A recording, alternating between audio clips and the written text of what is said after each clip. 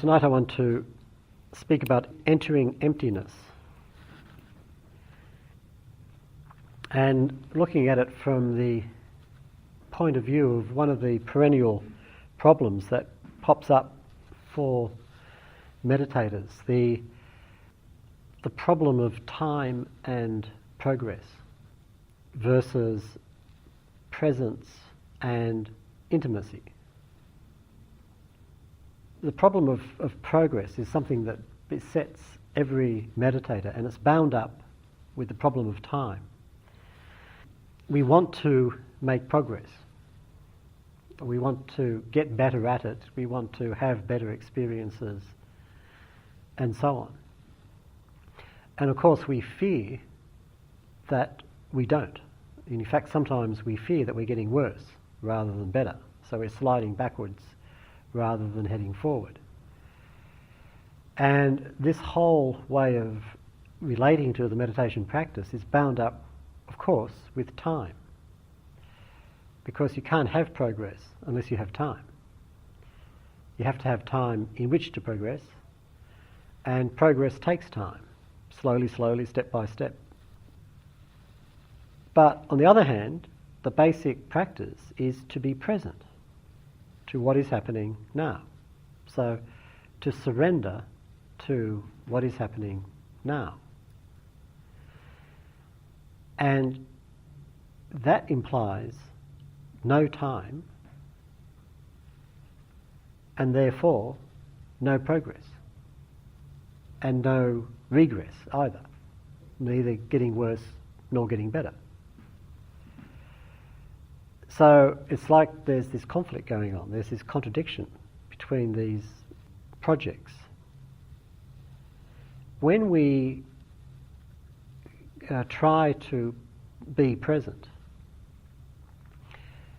what we usually discover is that our relationship or our experience of the present, of this which is happening right now, is polluted by our determination to make something out of it, to get something from it. You know, people frequently talk about getting something from the retreat. It was a good retreat, I really got a lot from it. What we're trying to get is something which will benefit me and confirm me in my sense of who I think I am, or who I want to be, or who I don't want to be. So my experience of this right now, is usually for something which is beyond this experience. This basic approach that I have to experience of what's in it for me. And when I approach experience in this way, then this experience right now isn't just what it is. I experience it as being for something.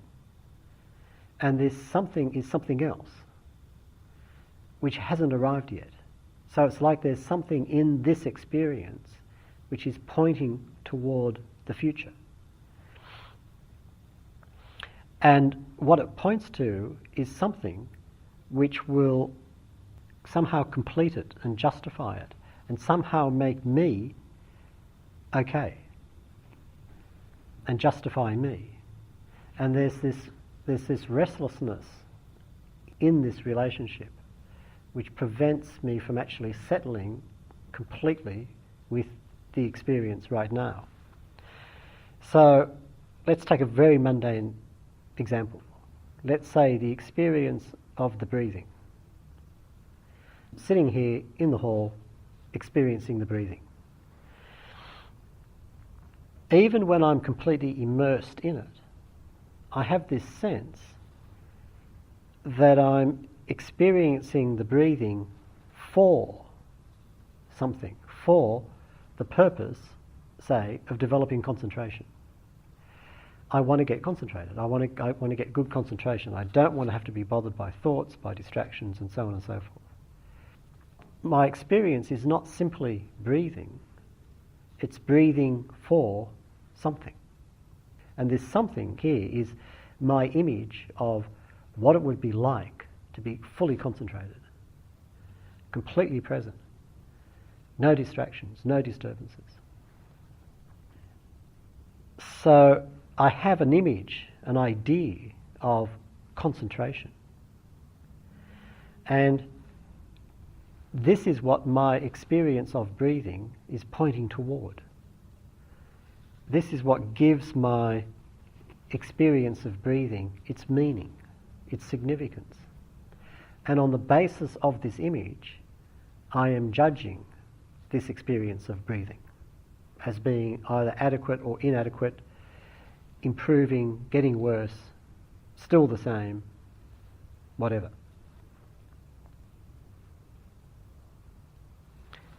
And of course, mixed up in this is this background image of who I am and who I should be. Certainly I should not be who I am now, because it's not good enough yet. But later on, if things work out okay, then I will be good enough. There's this constant judgment of the experience and a constant manipulation of it in a direction which has as its basic purpose to confirm me that I'm okay now. I'm all right. I'm a good meditator. I'm on the path to enlightenment, or I've solved my problem.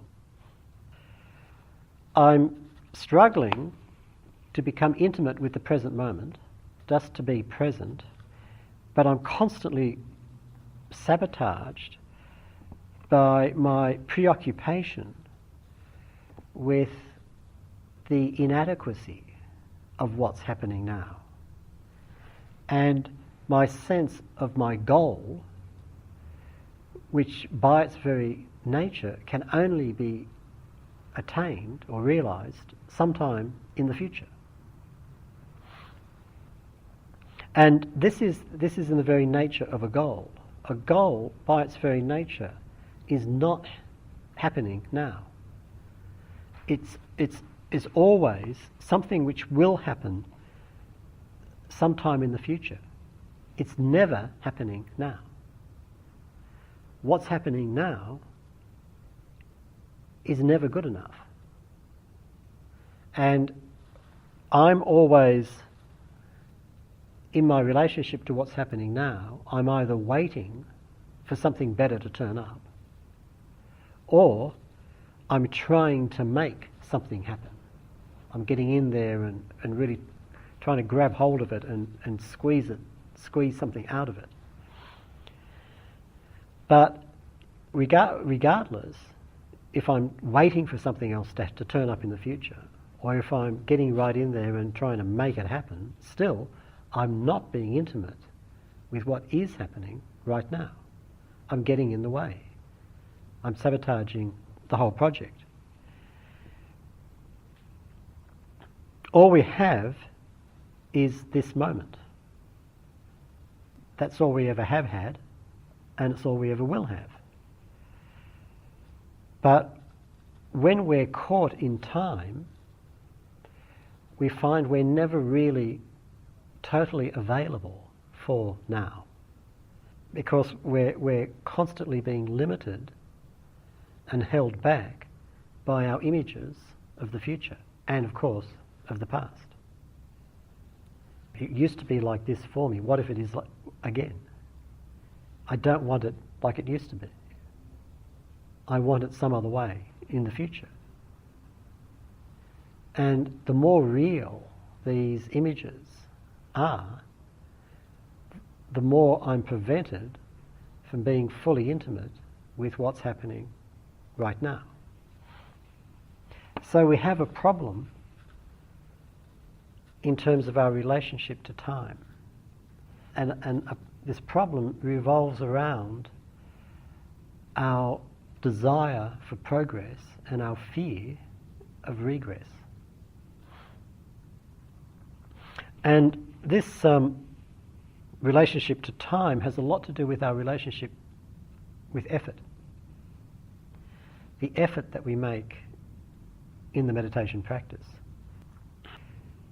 When we have a feeling of a sense of lack, of something missing, of something inadequate, then we strive to get it. We strive to fill in the gap, to make things good enough, to make myself good enough. We struggle to make something happen. And what we want to happen hasn't happened yet. This is the nature of the goal. It's always in the future. So it still hasn't happened. Maybe I'm getting a bit closer, but still it hasn't happened. It must be, since it hasn't happened yet, that I'm not making enough effort. So I've got to make more effort. And I have to try harder. We try harder and harder, and we strain, and at some point, of course, we can't sustain it. It becomes impossible to sustain, so we collapse back in exhaustion. And, take a break, recover, and then come back into the arena and try again. And struggle, except that it's still not happening. Maybe it was because I took that break. I should never have taken that break. So I'm feeling guilty about that, but I battle onwards. And eventually it just becomes too much, and I just collapse back, and I have to take a break. So I get into this pattern of strive, collapse, strive, collapse, strive, collapse. And it just goes on forever, because what I'm seeking hasn't arrived yet. It's still not here. I keep going around in cycles, or I just give up because it's just too difficult. I can't do it. Other people can do it, but I can't do it. It's too hard for me. Maybe I come back later on and give it another go. But it's like meditation becomes this dreary chore, this battle that I'm constantly fighting against myself. And what we're battling is those aspects of ourselves that we fear are not good enough for the project. Other people can make the right kind of effort, but I can't. Other people have that kind of sharp mind, but I don't. Other people can stop thinking when they want to, but I can't. And so on. And this sense of a battle, of a struggle, is always associated with the sense of something to be gained, something to be won, sometime in the future. And again, it's that image of a future result which is out there. And this goal that we have is only an image. It can only be an image, an idea. Maybe it's not even sufficiently well formed to be a coherent idea, but it's this sense of something better than what's happening now, someone better than who I am now. And as long as this image has power over me, I am disconnected with what's actually happening now. And this sense of a goal, when I look at it, of course, it's all part of the self, of the image of the self, because that image that I have of the final victory, when it's finally got there, I can finally say, right, I've done it. I've figured out this meditation. I've done it. What is that image? It's an image of me. Finally arrived, finally good enough, finally okay now. In other words, it's an image of the self, perfected. Our obsession with a goal and with progress is all part of our obsession with the self. as long as we have this obsession with the self, then we have time, and we have war, we have victory and defeat, we have striving and exhaustion, and we have a failure to fully surrender to what's actually happening right now. Certainly when we treat the meditation practice as a war, as a battle, then we lose sight of our sense of play. Play is very important in meditation practice. By play, I mean the practice of this moment for its own sake. The practice of this moment, not for the sake of anything else, not for the sake of anything which might come later to justify it, but simply for its own sake, for what it is now. And this is a sense of total intimacy with this experience right now, without feeling any need to add to it or to gain anything from it, but just as it is. And of course, when we do actually play, when we're playing games, that's what we have. It's like when we're in the game, we're just playing the game. And in the moment of complete play, there is no winning and losing. It's just the play. It's just the game. And this play is intimacy, being intimate with the experience as it is right now.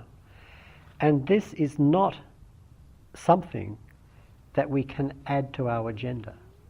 This is not something that we can plan for sometime in the future, because it can only happen now. It can't happen sometime in the future.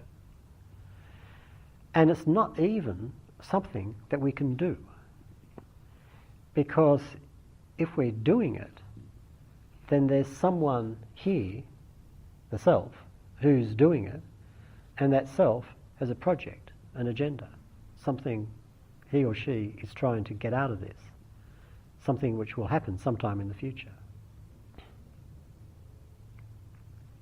What we're looking for in the practice of presence is to be simply and fully intimate with what's happening without reference to anything else. But we can't do that as long as there's someone here who's trying to be fully intimate with the present.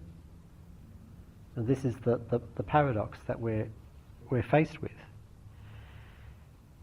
When we're doing it, when we're in there with our agenda, doing the meditation, then no matter how well it's going, there's always this background feeling of someone here who's doing this and who is experiencing this.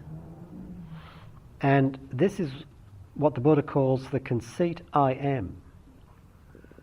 The conceit I am is this background, vague sense of someone here. It's not specific.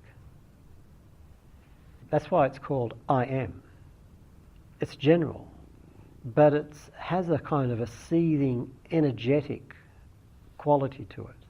Sometimes we sense it, or we see it in operation when, let's say, I'm really with the meditation practice. I'm really totally with it. And I've lost sense of time, and there's either no thought or very little thought, and certainly what little thought there is not getting in the way. So it's kind of floating around at the edges.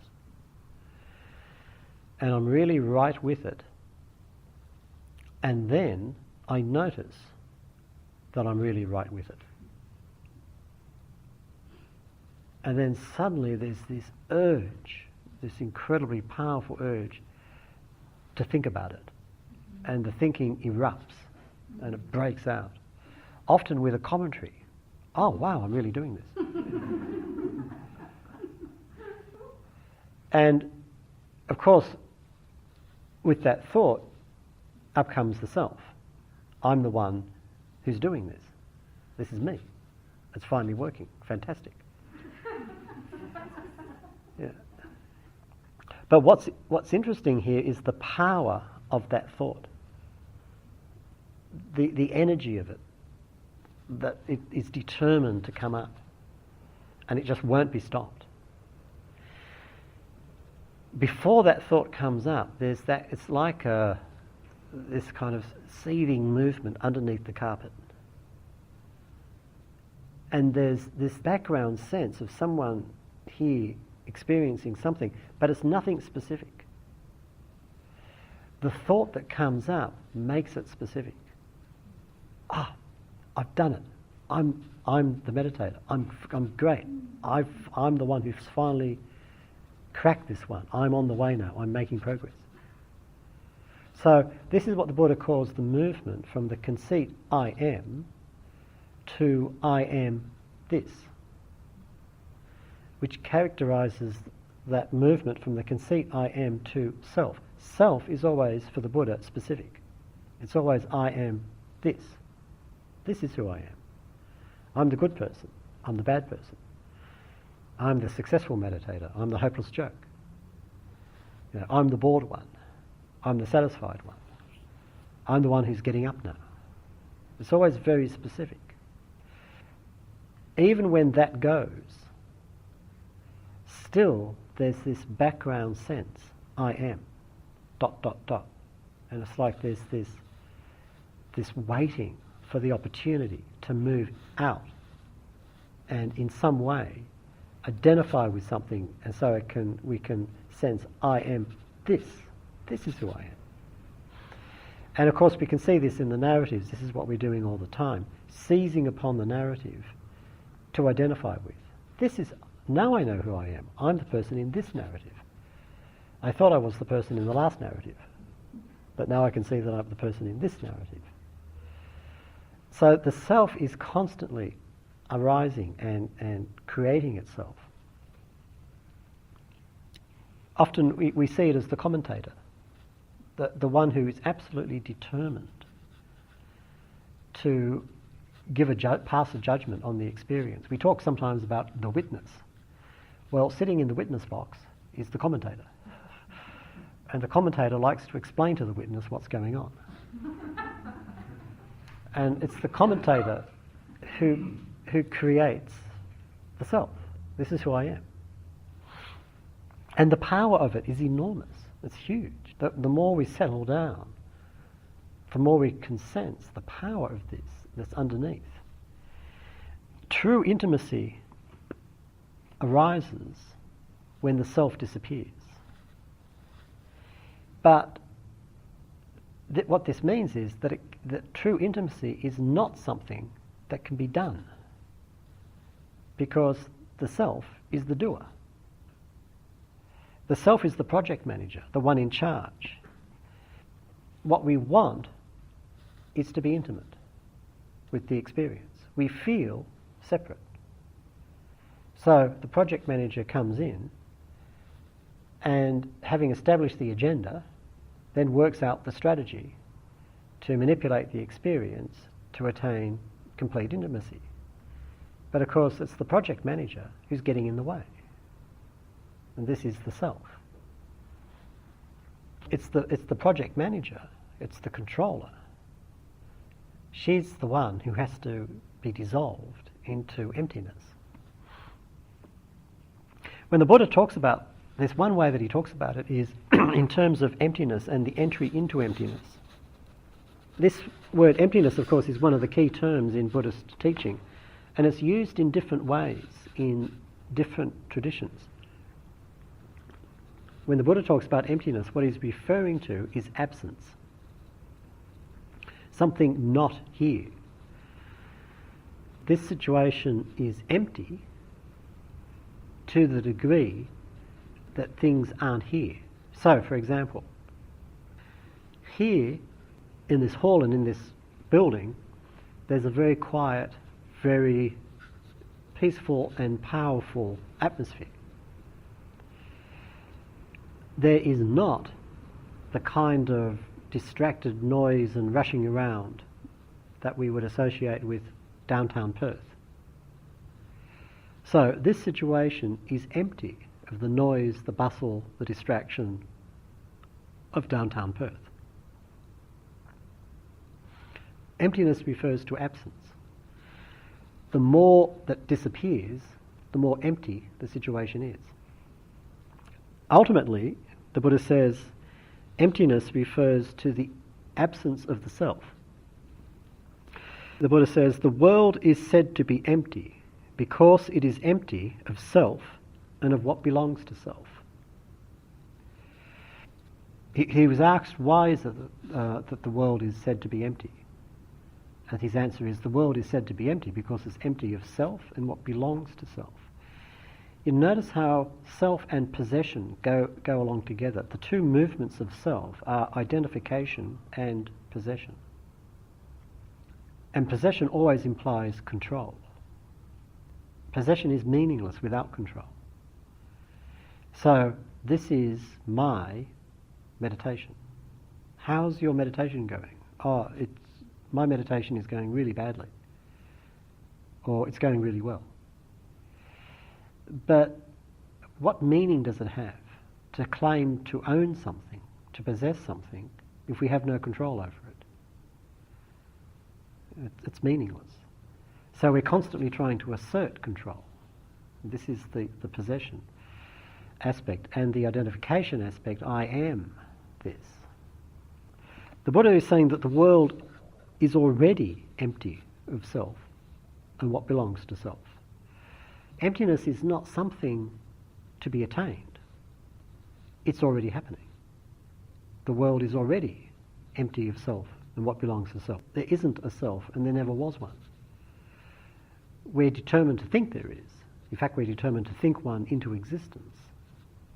But she's not here, and she never was here. So the Buddha is saying that what we take to be self is not. We, of course, create an identity, and we have to create an identity, otherwise we couldn't function. What we are, ourselves, is this temporary, emergent property. It's a temporary construction that we hastily put together, hoping that it'll do the job for the time being. And then we have to patch it up in the next minute, so it'll function then, and then patch it up again and keep doing it. The self is a project that we're constantly working on that's never finished. It's like the do-it-yourself handyman doing the renovations. It just goes on and on and on and on and never quite gets finished. But we take it to be fixed, permanent, existing somehow independently, and of absolutely tremendous importance. We fail to see that it's fluid, constantly shifting, ceaselessly being replaced,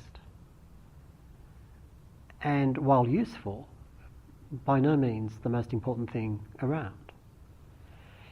So we get stuck in our images of ourself. We take our image of ourself to be of tremendous importance. And since the self functions largely as an image, we take images to be real. We have images of past and future, and we take them to be real. We take them to be more real than what's actually happening right now. We judge what's happening right now on the basis of whether they fit in with our images of past and future. Why do these images have such power? I mean, it's obvious when you think about it that they're not real. So why do they have such power? It's because the self, our assumption of our own reality, of our own fixed, permanent nature, requires time. If these images of past and future are not real, then that means I'm not real. And if I'm not real, that means that I'm not as important as I thought I was. And that can't be true. So we've got a lot invested in our images of past and future. We've got a lot invested in our ideas of progress. But what the Buddha is saying is that this sense of ourselves that we have and this sense of the world that we inhabit is actually false. It's just not like that at all. It's quite different. It's empty. Now, the flip side of emptiness, which is essentially absence of what's not here, the flip side of emptiness is presence. If the world is empty of self and of what belongs to self, okay, so that's not there. So what is there? What's actually happening? And of course, this is what we work on in the meditation practice. We're constantly working to identify, well, what is here? And trying to be as precise as possible with it, and trying not to drag in our assumptions from past and future to pollute the experience. What is this now? And can I experience it without dragging in associations from the past or anticipations from the future? Can I see it for what it is, just as it is now, with nothing else added? As soon as the self steps in, then we can't. We have to drag in past and future. I recognise this. This is what used to happen to me. Or I can recognise this. This is not what I want in the future. We keep polluting the experience by dragging in past and future. When the Buddha is talking about this, he describes the practitioner contemplating a field of perception as empty of self and what belongs to self. And he says, in this way she regards it as empty of what is not there, but what remains she understands in this way. This is her genuine, undistorted, pure entry into emptiness. So we recognise what isn't here. What isn't here is self and what belongs to self, the projects, the agendas, and so on. But what remains, she understands in this way. This is.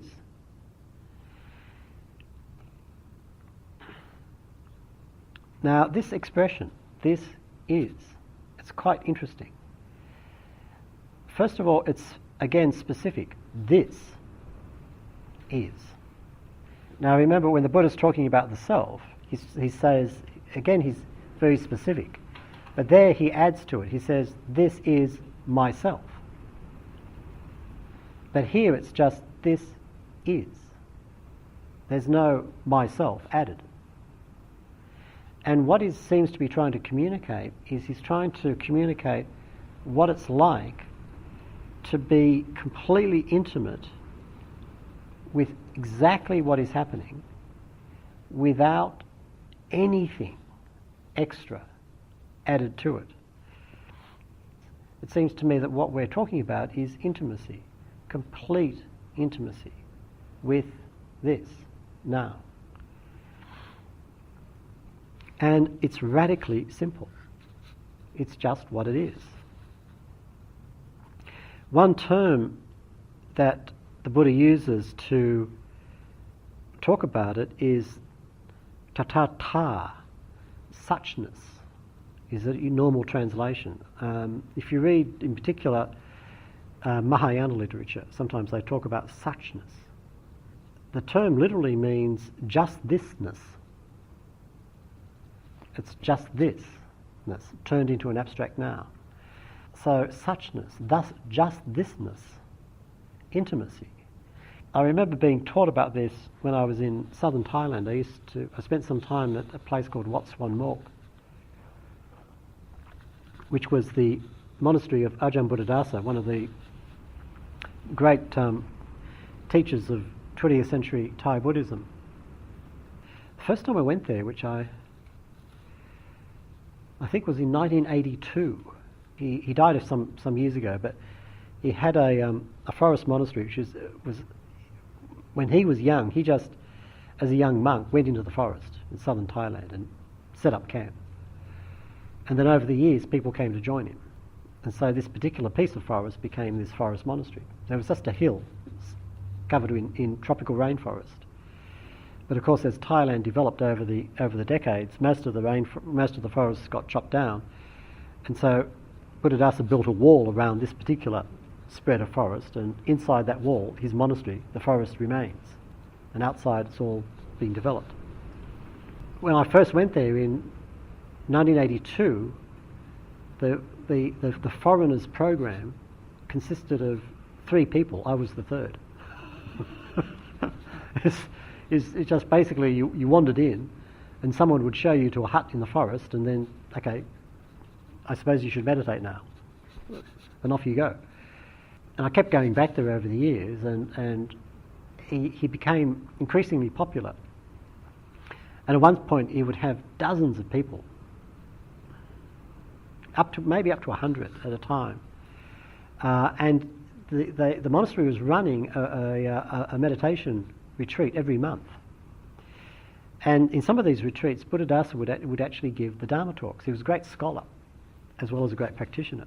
And he used to like giving Dharma talks about esoteric aspects of Buddhist philosophy, like, for example, ta-ta-ta. So he was explaining this highly advanced esoteric aspect of Buddhist philosophy, ta-ta-ta. And as it happened, this particular retreat was being held in the wet season. And if you've ever been in a tropical rainforest in the wet season, well, first of all, it's wet. It's very wet. There's lots of trees and leaves and vegetation of various forms. And the whole place is seething with life. In this monastery, because it wasn't set up as a meditation centre, so the meditation hall was actually an old scout camp, disused scout camp hall. And then everything was separated. The hall was in one section of the monastery, accommodation was in another section, toilets and showers were in another section, the hall where you had the Dharma talks was in another part, the dining area was in another part. And so during this retreat, you'd be constantly sludging through the mud and the rain to get from one place to another, to another, to another, to another, to another, endlessly. And the talks were given in this enormous boat, it's called in Thai, Dharma hall. It looked very nice, but it was built of concrete. And so you have everybody sitting on a bare concrete floor. But because they know that the Western meditators are a bit soft, they gave them something to sit on, Hessian bags, which were rather sodden with all that humidity. So we're sitting on these Hessian bags on this concrete floor, and Ajahn Buddhadasa was sitting on this elaborate Dharma throne high above us, giving us these talks, which are being translated from the Thai. And he was talking about, in this particular instance, ta-ta-ta, suchness, just thisness. And he was explaining to us what we already knew, which was, it's raining. And he said, you think that's bad, because you're spending all day sludging around in the mud and the wet, from here to there. Well, on the other side of this hill, there are rice farmers who are dancing for joy in this rain, because now they know they can feed their families for another year. You think the rain is bad. They think the rain is good. You're both wrong. The rain is wet. And that's ta-ta-ta, that's suchness. That's one of the ultimate Buddhist teachings. That's the entry into emptiness. The rain is wet. This hall is cold. That's all. It's not bad that it's cold. It's not good that it's cold. It's not, why don't they fix it up when it's cold? It's not, if only the heaters didn't make such a racket. It's just cold. That's all. It's just this. And this is suchness, just thisness. And this is what's actually present. It's this. But we're never satisfied with this. We're either trying to turn it into something else, or we're judging it for not being good enough, or comparing it with something else, or wondering why it's not something else, or whatever. And this is our habit, and it's a habit that is bound up with our relationship to time.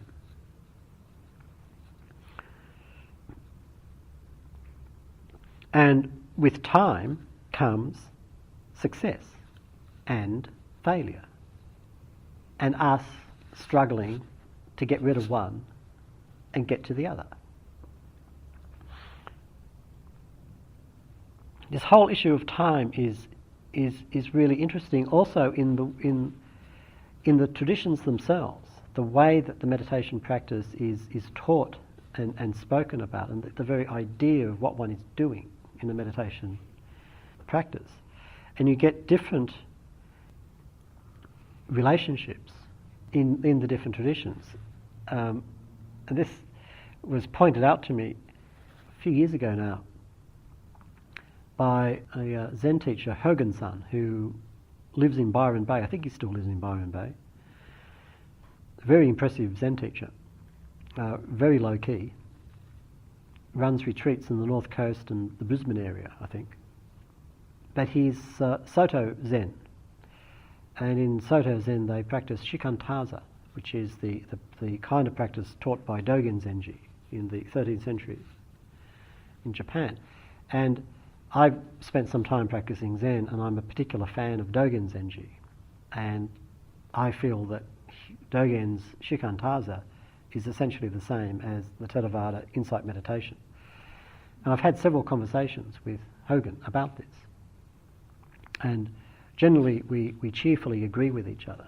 But the last time we're having a conversation about this, I was talking about how in the Mahasi approach, the emphasis on teaching a continuity of mindfulness over time, and how important this is. And I gave as an example one of my main teacher, Sayadaw U Pandita, one of his little tricks that he would use in interview. Let's say you would come into meditation interview and you would report your meditation experience, and let's say you reported a particularly good experience. You were really impeccably mindful, really tracking the experience.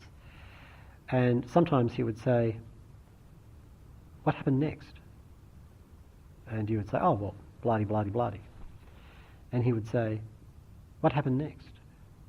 And you would say, "Oh, blah, blah, blah, blah." And he would say, "What happened next?" And of course, at some point, you would have to say, "I don't know." And then he would say, "Please, be more mindful," and throw you out. So it was his way of finding the gaps, pointing them out for you. So I started telling this story to Hogan. And I got as far as the first time U Pandita says, "What happened next?" And Hogan just couldn't restrain himself. And he said, "No next! Just this!"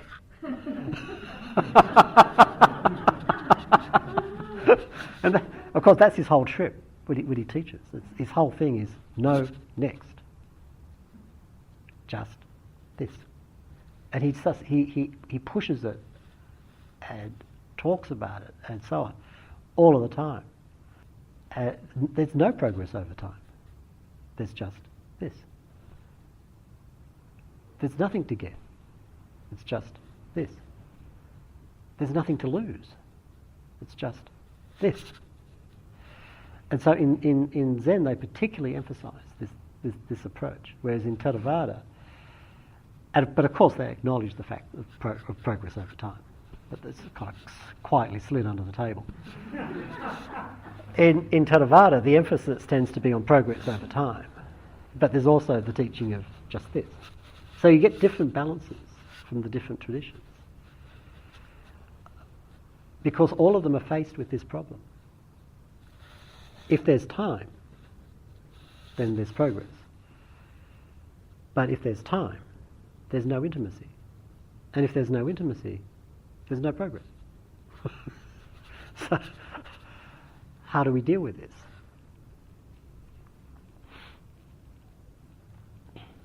One way that the Buddha talks about this is he talks about how the self is always localized. It always has a place. I say, my body.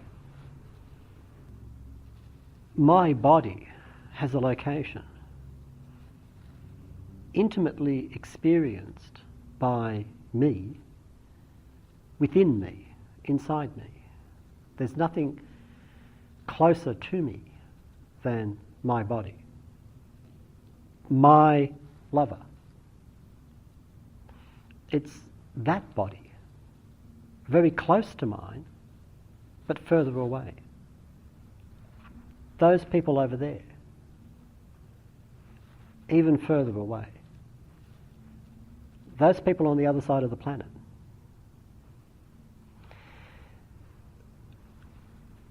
The closer the location, the greater the identification. Me, my body. If it hurts, it really hurts. My lover's body. If that hurts, it's painful, but not as painful as my body. My friend's over there. Oh yeah, that's very sad. Those people on the other side of the planet. Who? The self is always localized. And the Buddha talks about consciousness itself being localized, being established or supported at a particular location. So, for example, here in this body. And where it locates itself, where it lands, that's where it identifies. This is me. And from here, this is my world. But then he talks about, what if you had a consciousness which was unlanded or unsupported? Apatitita vijnana in Pali. And this is the image that he gives to talk about it. Suppose there was a house or hall with a peaked roof, with windows to the north, the south, and the east. When light enters a window at sunrise, where would it land? On the western wall, Bhante. If there was no western wall, where would it land? On the earth, Bhante. If there was no earth, where would it land? On the water, Bhante. Ancient Indian cosmology, underneath the earth is water. If there was no water, where would it land? It would not land, Bhante. So the image is light. Light hits something. Now we have the expression to see the light. Actually, we don't see light. What we see is what light hits. What if you have light, but it doesn't hit anything?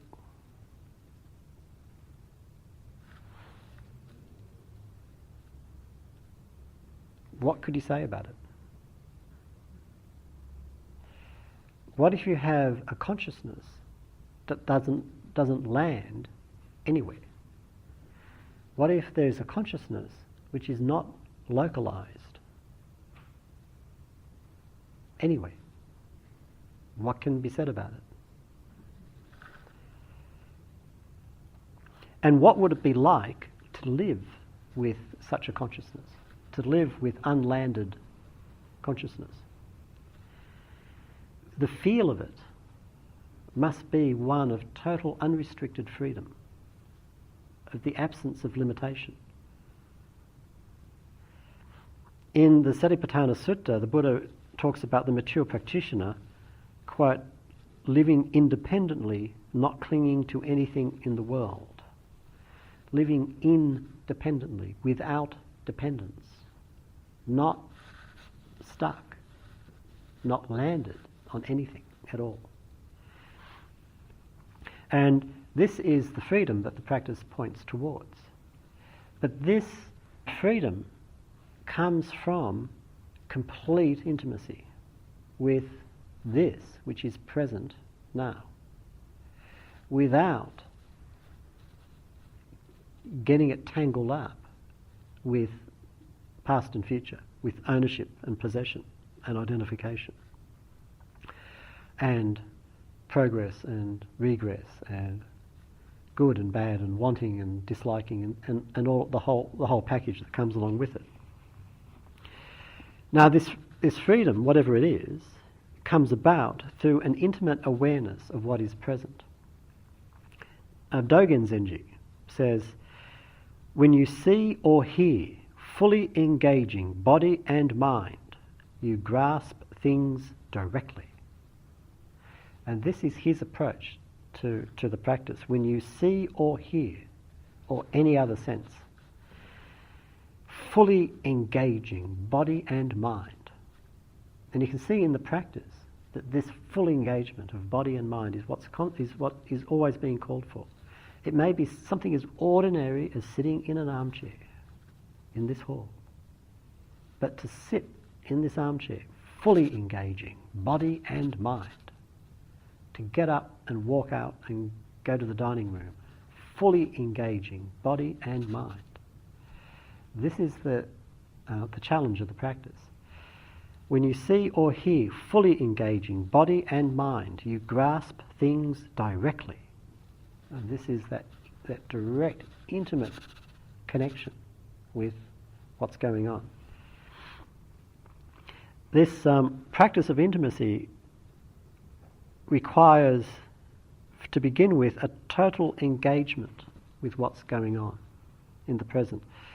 We have to be fully committed to the present and have a real sense, a real passion and commitment to what is happening now.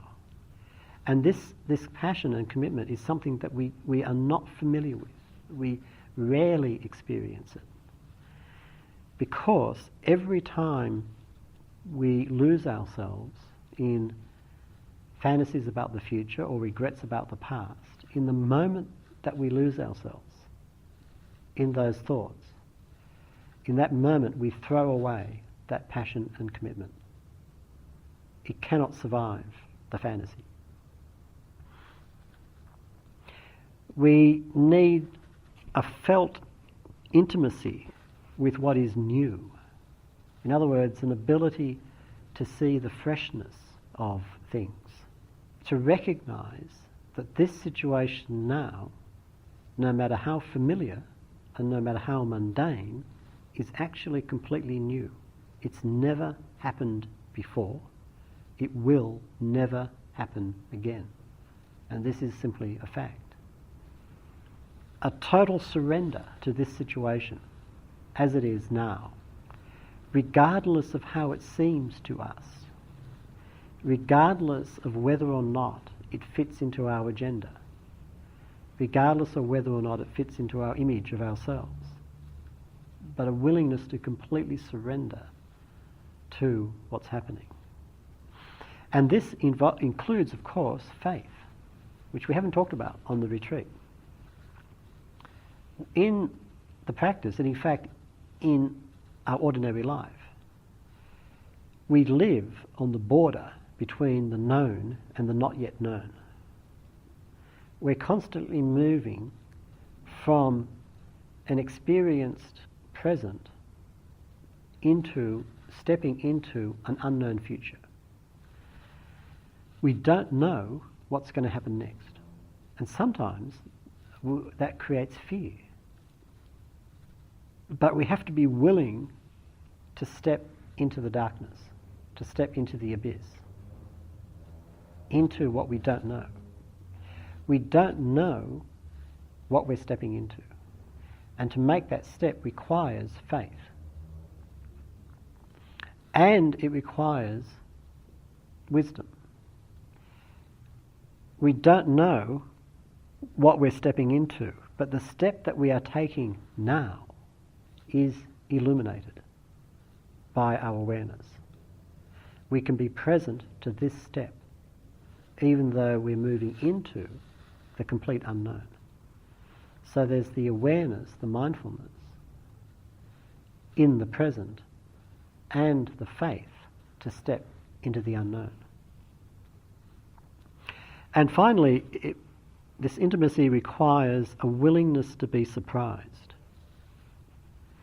a willingness to be jolted out of our normal project mentality, and to be open to the fact that the future is genuinely unknown. And so what will happen, or something will happen that will completely surprise us. And we can see how it's often the case that insight, when it arises, comes as a surprise. It's unexpected. Suddenly, oh, there it is. And this willingness to surprise entails a willingness to let go of the future. We talk about having to let go of the past.